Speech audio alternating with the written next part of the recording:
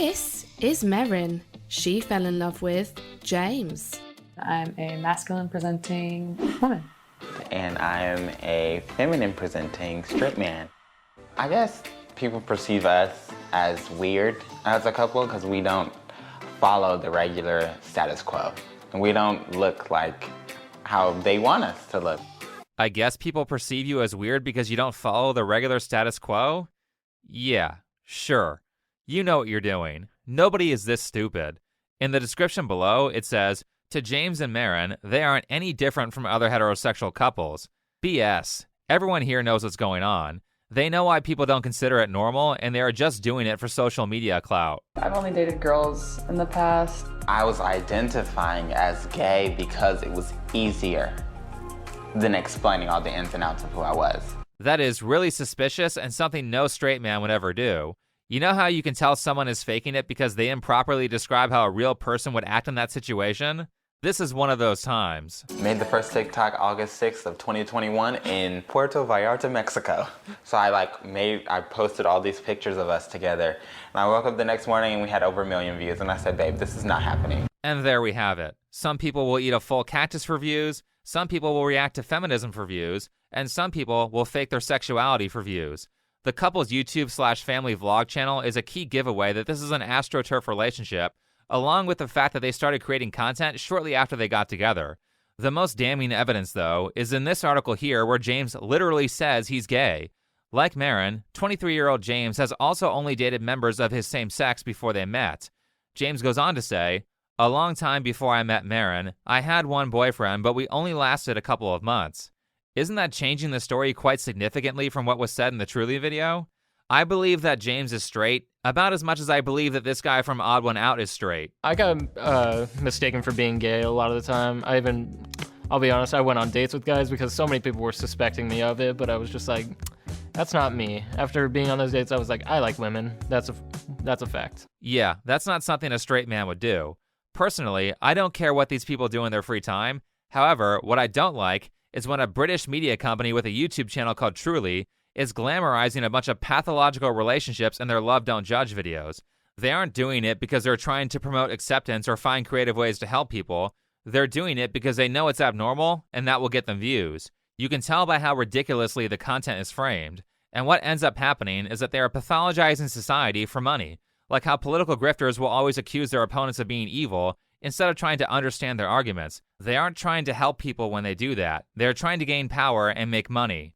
And the issue with Truly showing circus freak relationships to make money is that it propagandizes the audience into thinking that they're a good idea, and that a lot of the fetishistic behavior that occurs on these episodes is a sign of good mental health. Spoilers, it's not. James and Merrin broke up, probably because James is gay and Merrin is a lesbian. And most importantly, the YouTube channel didn't work out, so the grift wasn't making them money. Also, they filmed a behind the scenes for the Truly video, and James kind of seems like an alcoholic. We're supposed to leave around 5. We're shooting for 8 hours. About 4 to 6 hours of it, I'm planning to be drunk, okay? I might We're take a paying shot as soon as we the- finish filming this. I need a mimosa tower stat. 30 cc's of liquor. Oh my god. Now. The bigger issue, though, is that 30 years of this modern feminist/woke propaganda has changed how a lot of people view how relationships should be. I'm sure at some point you've all heard something like this. I applied for this episode because, especially right now with the whole red pill movement, the toxic male influences out there, that it's very important to show like other men, and especially younger men that are coming up into this world, that it is okay to be feminine. Is it okay to express your emotions? Is it okay to be vulnerable? Now, the red pill is wrong about a lot of stuff, primarily stuff like saying it's okay for men to cheat on their wives. However, a part of the reason that space exists is because women in general don't like feminine men. Women don't like men who are emotional all the time. They don't like men who are passive and weak, and they don't like men who are shy or lack confidence. Modern feminism's promotion of femininity in men is causing those men to get rejected in relationships. Those men aren't going through the hardships of becoming masculine because modern feminism and woke ideology told them they don't have to. Not to say that there aren't other problems here, but this is a big one, which brings us to a Dr. K interview that I saw recently, where a 20-year-old guy spent $8,000 on dating coaches. Alex. Alex, okay. Is there something in particular that you want to talk about today, Alex? I spent $8,000 on 7 personal dating coaches, but the issue here is that, like, despite like having like 7 different dating coaches, I still pretty much got rejected by literally every single girl I ever approached. It's like they never even like gave me a chance, pretty much. So this is kind of sad. This guy, Alex, is 20, and he started with dating coaches at 17 years old, which means he's been at this for 3 years at the time of the interview, and effectively has made no progress. Now, my opinion of pickup artists is already pretty low for stuff like this. The vast majority of pickup artists are super cringe snake oil salesmen, like this guy here who is dressed like he's the oldest person at a punk rock concert. Or most of these PUAs are simply unhelpful because they don't actually know what they're doing, or they can't properly assess a client's skill level, which causes them to suggest changes that are too hard for their clients to implement. Like this situation here. Does anybody believe that this guy on the left has any chance with the girl on the right? The sales pitch of at least most of these PUAs is that if you just say the right combination of words and have the abundance mindset, then you too can have an attractive woman. Immediately missing the fact that this guy came out to an event where he's supposed to learn to pick up women in a faded Beatles t-shirt and a bad haircut.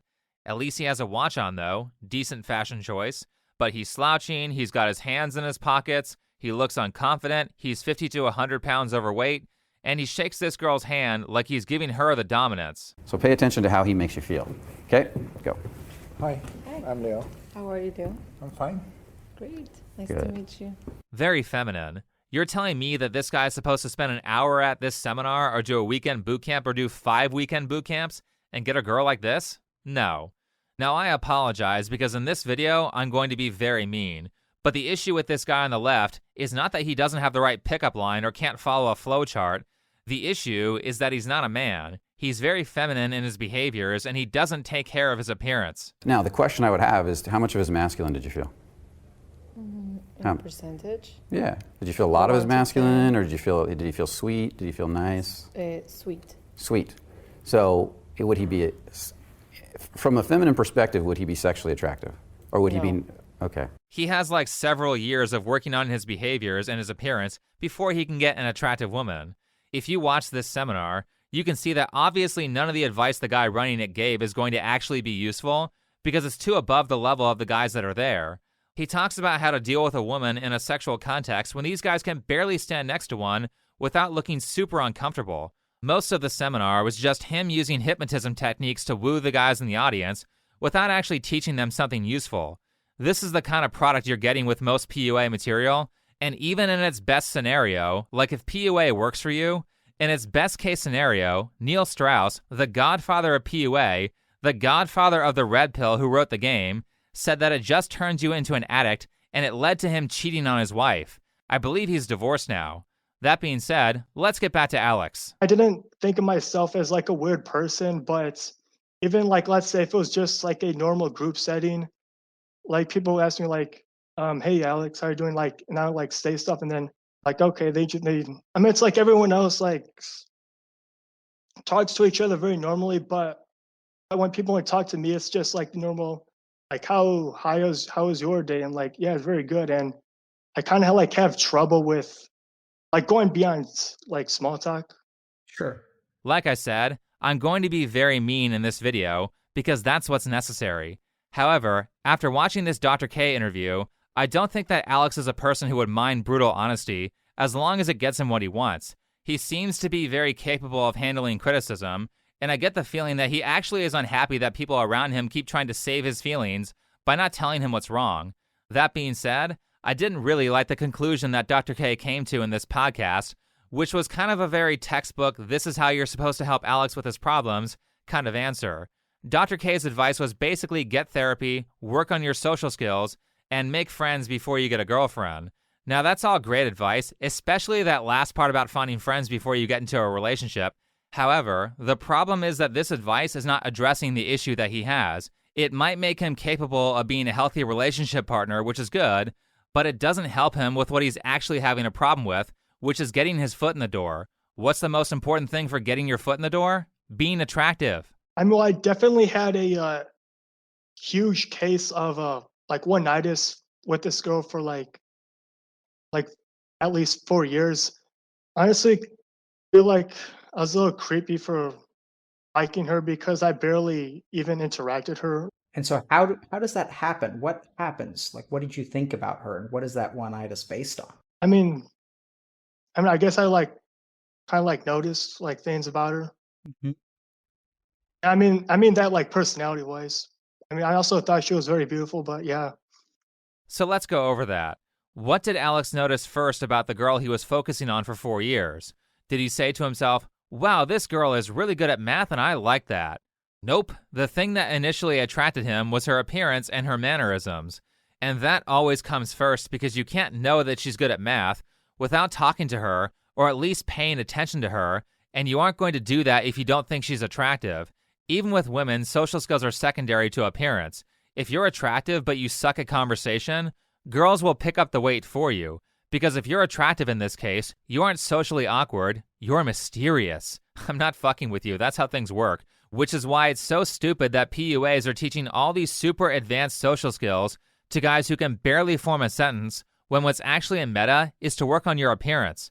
Also, the more attractive you are, the more people in general will want to talk to you, which will make it way easier to build social skills. Now, with all that in context, let's see what kind of help Alex got. My first dating coach was like in my senior year in high school. Like basically, I was like, extremely lonely. So how did you find a coach? Like I had 7 like different coaches. Yep. So let's talk about the first one.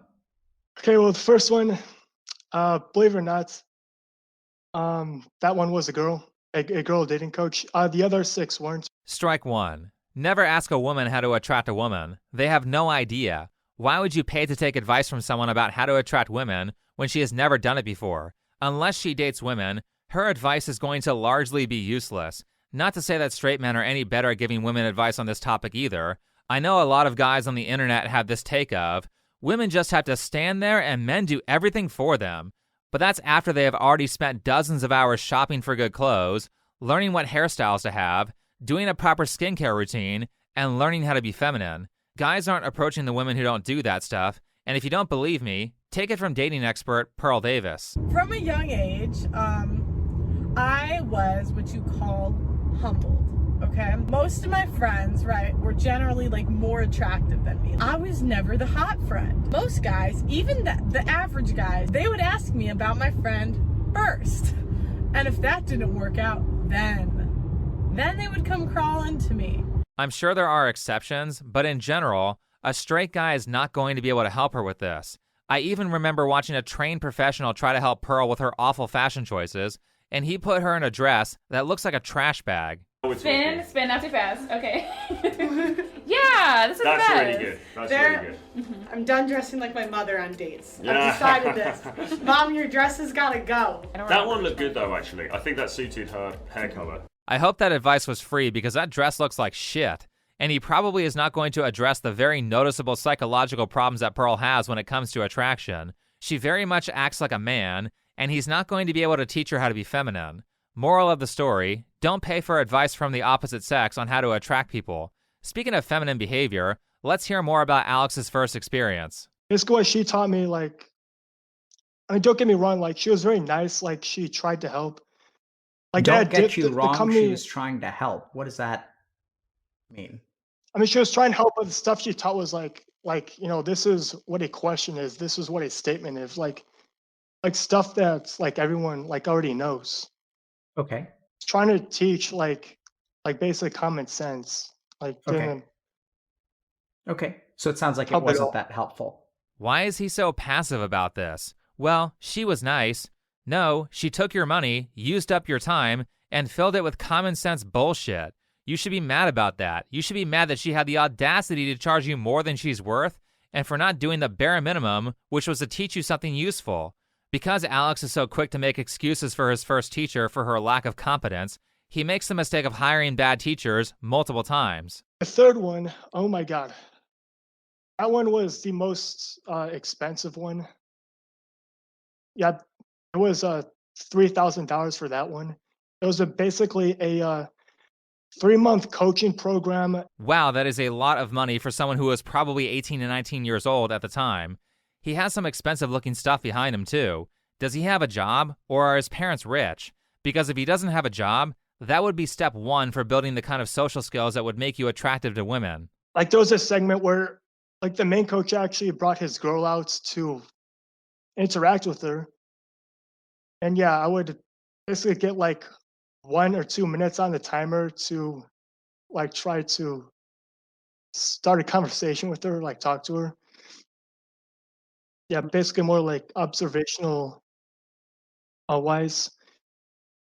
But what made me like very mad though was that I was literally on my last group session and I could barely even like hold a conversation for like 10 seconds. And the guy was like, oh my God, like you did so awesome, Alex. Like did so well. And that was like literally after like 3 months.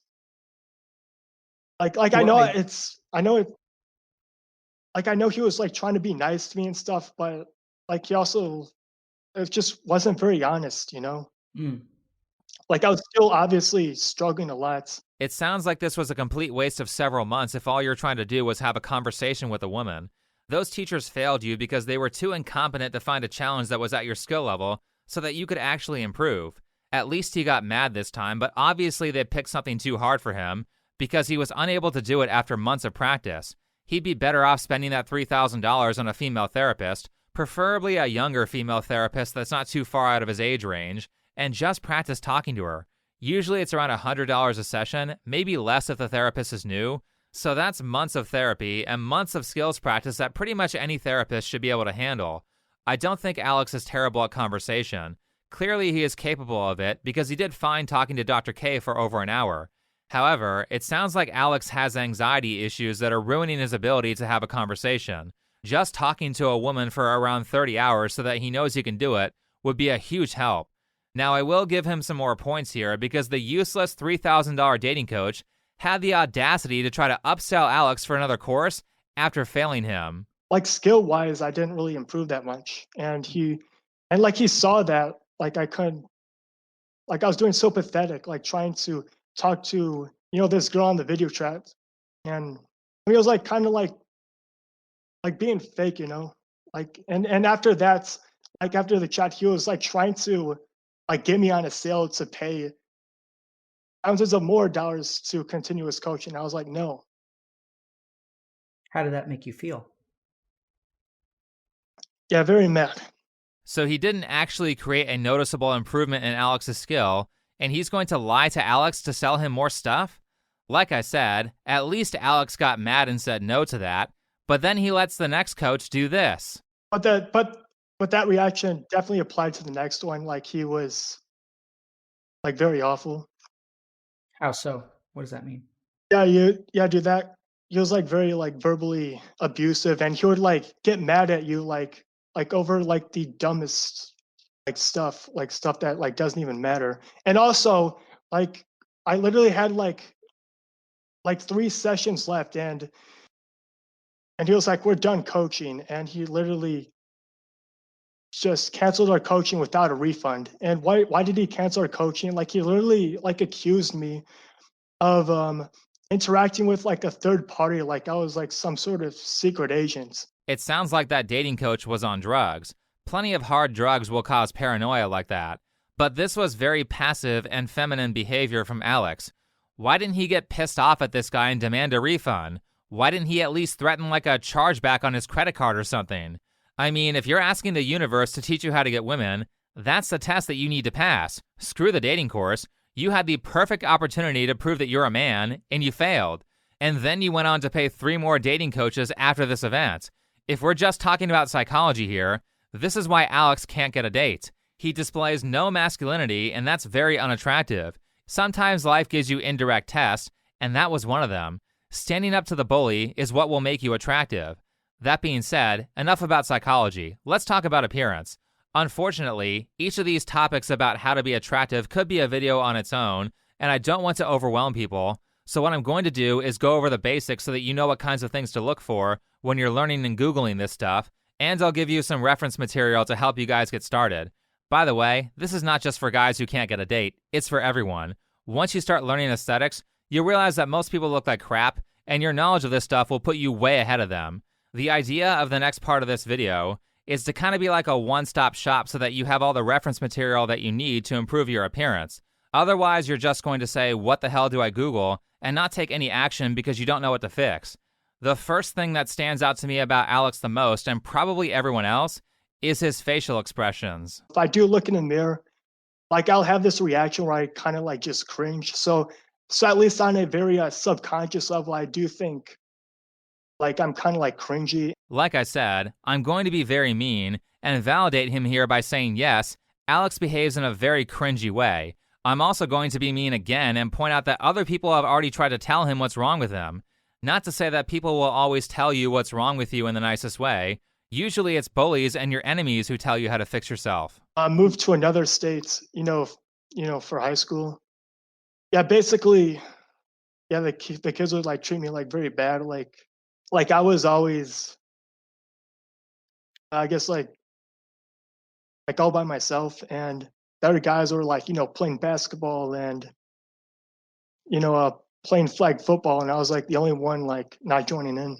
What kept? I mean, it's not just that, but they're also like, call me names and stuff. What would they call you?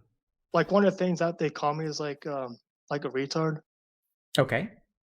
It's not politically correct to say this, but if you aren't doing well in life and you don't know what's wrong with you, think about all the mean things that people have said to you and ask what caused them to say those things. They probably include some things you can fix. Personally, I think they said this stuff about Alex because he does weird stuff with his face. He's like doing this frog thing here. He constantly moves his mouth in weird ways, and he looks like he's scrunching his face in order to hold back emotions. It's very awkward, and it's super noticeable right away. I'm sure he caught it if he watched this interview back. The simplest way that Alex can address this is to just allow himself to experience emotion in front of others. A female therapist would really help that, by the way. He's holding his emotions back to try not to be cringy, which ends up making him look cringy. Later in the conversation, he actually relaxes a little bit and allows himself to display emotion, and because he does that, he doesn't look so weird. How you feel? You okay? Yeah, I feel pretty good. Okay. I've been holding the stapler. I've been holding the stapler to the laptop. Do you want to switch for quite a hands? while. Oh no, I feel okay. Talk about willpower. If he just allowed himself to experience emotion in front of other people, a lot of this cringiness would go away. Outside of that, to fix the other weird stuff he does with his face, he can look into a topic called facial aesthetics. You can learn more about it by Googling that term or by watching people like this woman here. Basically, the idea is that you retrain the muscles in your face to act more attractively. The simplest example is the V-shaped smile versus a horizontal smile. Horizontal smiles look like crap. V-shaped smiles look attractive. You need to figure out how to activate the muscles in your face so they do what looks good. The next thing that is immediately noticeable is that Alex slurs his speech a lot, doesn't enunciate properly, and has a very soft, non-masculine voice. Like people ask me like, "Hey Alex, how you doing?" Like, and I like say stuff, and then like, okay, they. Alex probably would be better served if he hired a speech therapist instead of a dating coach so he can work on his slurred speech, enunciation, and vocal projection. Much like a psychologist, they also cost less money than a lot of these dating coaches do, and being easier to understand will instantly make more people like you. One of the problems with listening to this conversation with Dr. K is I had trouble speeding it up because Alex is too hard to understand. The last thing I noticed about Alex and what I would consider a postural front is described here on a top comment from a person who said he used to know him. It says, "Man, I went to high school with Alex. I never thought he was retarded. I just thought he had a bad speech impediment." Now, I will point out that I read this comment days after noticing Alex's speech problems, and both I and his former classmate are perceiving the same issue based on the names that Alex's bullies called him. So think about what people mean when they use words to describe you. The comment goes on to say, "He was a fearless running back though. Terrible coordination, but one of the fastest kids in our school." Based on this comment about coordination and based on the fact that he looks like he's hunching forward, I'm guessing that he has bad posture and a weird walk or gait cycle. Here's what good posture looks like. If you're still really unsure about this, then you can speak to a physical therapist, which also, by the way, is cheaper than a dating coach. Having a trained professional tell you what specifically you are doing wrong and teach you how to fix your posture is like $100. But the way you learn how to do this is to stand up against a wall, create this shape in the picture, and memorize what the correct shape feels like. The more you practice the correct shape, the more bad posture will feel wrong. The problem with posture, or things that you have to do for a prolonged period of time, is that you will eventually sink back into the wrong position. If you know it feels wrong, then you can use that as a subconscious cue to put you back into proper form. This is the same for facial posture, and it's the same for learning how to walk attractively. Check out this video here on how to have an attractive walk, and probably look at a lot of other videos on how to walk attractively, because I've yet to see a single one that talks about everything. So that's all for the postural stuff.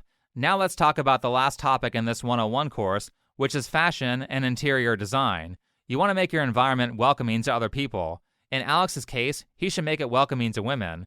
We can't see his entire room, but as for what's in frame, I don't see any pictures on the wall. Undecorated walls give serial killer vibes, so fix that.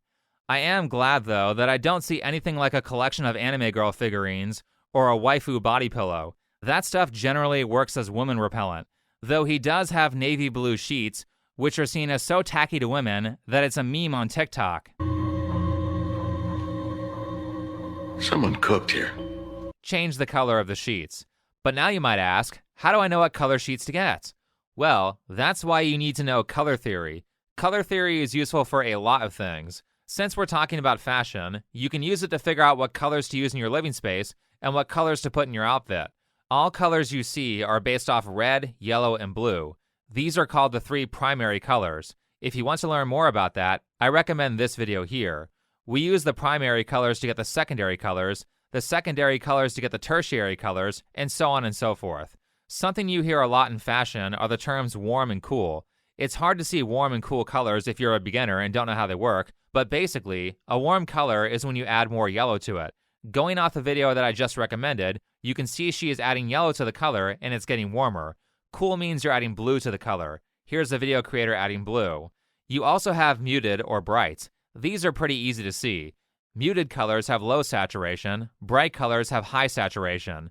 Now, in terms of how to combine colors, this is a more complicated subject that involves a lot of arguing between people who study it. This video here will give you the basics on what colors can be combined together, and if we're talking about outfit basics, generally you want to have no more than 3 colors in your outfit, though this can be played with as you grow in skill, especially if you're adding neutral colors to your outfit. To keep things simple, you probably want to memorize neutral colors first. Neutral colors are ones that generally go well with any other color. Which colors are neutral are debatable, but in my opinion, for clothes, neutral colors are black, white, brown, beige, gray, olive, and light blue jeans. As for the rest of color matching, you can figure out how that works in your own research. Next, how do you determine what colors you wear? Going back to Alex here, I will give him a compliment by saying that it looks like he's dressed in the correct colors. He doesn't look funky, and I don't immediately notice the outfit before I notice his face. Now, how you determine what colors to wear is based on the color seasons. You take your skin color, hair color, and eye color, match them to the seasons, and it will tell you what colors look better on you. Here's an article on it. All of this requires a trained eye, so it will take practice. Start out with cheap clothes and don't buy expensive stuff until you know what you're doing. Last on the clothes front is what shapes do you wear? How do you know what types of jeans to get? There's like a million kinds. How do you know to wear a V-neck, a crew neck, or a Henley top? Just like with colors, it takes practice and a trained eye. You have to practice looking at people, and when you start to get good at this, you'll realize that most people have terrible fashion, which will probably make you feel better. Anyway, the shapes you wear are based on your body type. Figure out which one you are, and memorize what clothes work with it. Also note that losing weight and gaining muscle will make clothes look better on you, so as always, go to the gym. After you learn what shapes to wear, you'll want to learn how to layer. Though his clothes look oversized, another thing that Alex gets right is that he has layered his upper body. Good. You can learn how to layer from this video here, and the last thing you'll want to search, which is kind of a lower priority for men, is how to wear accessories. Oh, and one more thing, here's a video on shoes. Next up is hair. It's very difficult to see Alex's hairline. However, I do have one shot here where you can get a decent look at it, and to me, based on his face shape, it looks like his hair is too short. There's a chart for hairstyles just like body shape and the color seasons. Take a look at it and pick one out. Make sure that the hairstyle fits your personality or it will look bad. This is the same with the type of clothes that you pick too. Pick clothes that fit your personality. Now, I will say that if you're new to this and have some extra cash, it's probably a good idea for the first haircut to find someone expensive who knows what they're doing and just pay them to tell you what haircut to have. Then when you know it looks good on you, you can go to someplace cheaper.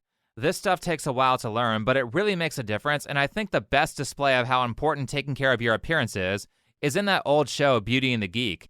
It's amazing how many attractive people there are that are hidden by horrendous self-care. I know it sounds like a lot, but you don't have to be an expert to start getting attention. Even some minor improvements will go a long way. Now to wrap this up, I thought this take from Alex was really funny. Yeah, okay, so what I learned from the 7 dating coaches is like, yeah, definitely like be very careful for like what you pay for. I agree. I think dating coaches are largely toxic, and as Dr. K points out during the show, there are people who call love a disease. Do you know what the suffix itis means? Itis means like inflammation. Yeah, it's interesting, right?